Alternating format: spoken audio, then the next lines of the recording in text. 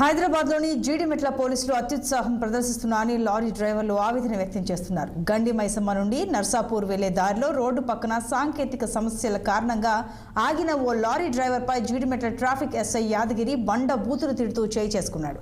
Lorry engine fail అయి ఆగిందని driver చెప్తున్నా వినకుండా నో పార్కింగ్ ఏరియాలో ఆపావంటూ డ్రైవర్పై దురుసుగా ప్రవర్తించాడు. ఎస్ఐ తీరు పట్ల వాహనదారులు ఆవేదన వ్యక్తం చేస్తున్నారు. ఇలాంటి అధికారులపై చర్యలు తీసుకోవాలని కోరుతున్నారు. మూడు ఎన్ని ఉన్నాయి సార్? అవి పెడతానంట మూడు నా బండి